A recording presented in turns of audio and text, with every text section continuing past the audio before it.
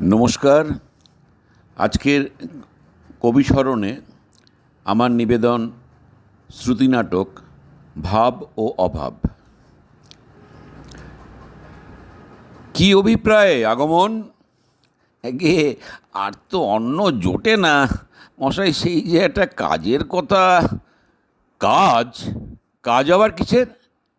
আজ এই সুমধুর শরৎকালে কাজের কথা কে বলে? গিয়ে ইচ্ছা করে তো কেউ বলে না, কিন্তু পেটের জ্বালায়। পেটের জ্বালা? ছি ছি, ওটা অতি হীন কথা। ও কথা আর বলবেন না। যে আগে আর বলবো না, কিন্তু ওটা সর্বদাই মনে পড়ে। বলেন কি বসংবদবাবু, সর্বদাই মনে পড়ে?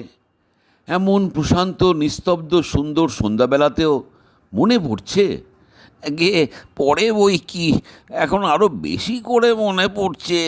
সেই 10:30 বেলায় দুটি ভাত মুখে গুজে উমেদারি করতে বের হয়েছিলুম, তারপরে তো আর খাওয়া হয়নি।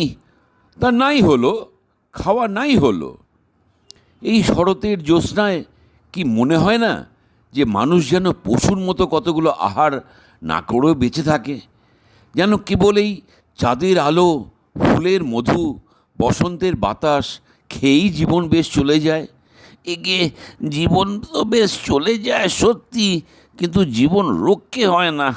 আরও কিছু খাবার আবশ্যক তো পড়ে।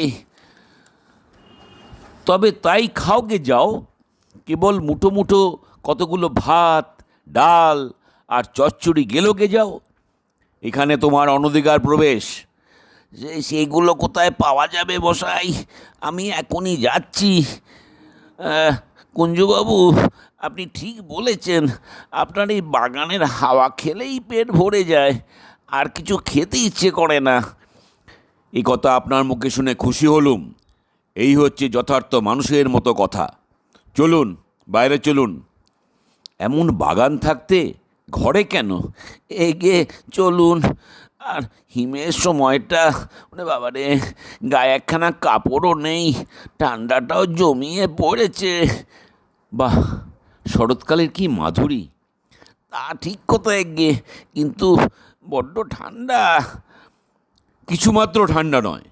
না, ঠান্ডা নয়। ওরে বাবা রে! বাহ বাহ বাহ, দেখে চক্ষু জুড়োয়। খণ্ড খণ্ড সাদা মেঘগুলি নীল আকাশ সরোবরে রাজহংসের মতন ভেসে বেড়াচ্ছে, আর মাঝখানে চাঁদ যেন মাঝখানে চাঁদ যেন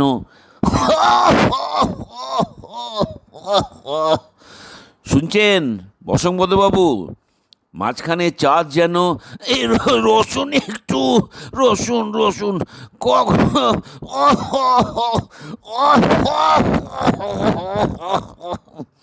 আপনি অত্যন্ত বদলোক।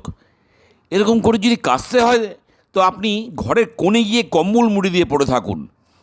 এমন বাগান, আগে আগে আমার আর কিছু নেই। অর্থাৎ কম্বলও নেই, কাঁথাও নেই। এই শোভা দেখে আমার একটা কবিতা মনে পড়ছে।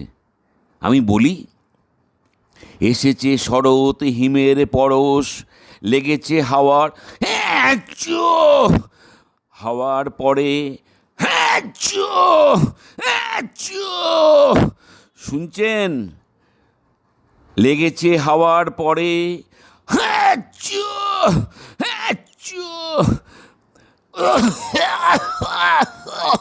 ওরে বাবা রে, ওরে বাবা রে! বেরো আমার বাগান থেকে, বেরো! রসুন রসুন, বেরো এখান থেকে। এগিয়ে এক্ষুনি বেরোচ্ছি। আমার আর এক দণ্ড এ বাগানে থাকবার ইচ্ছে নেই। আমি না বেরোলে আমার মহাপ্রাণী বেরোবেন। শরৎকালের মাধুরী আমার নাক চোখ দিয়ে বেরোচ্ছে, প্রাণটা শুদ্ধ হেঁচে ফেলবার উপক্রম।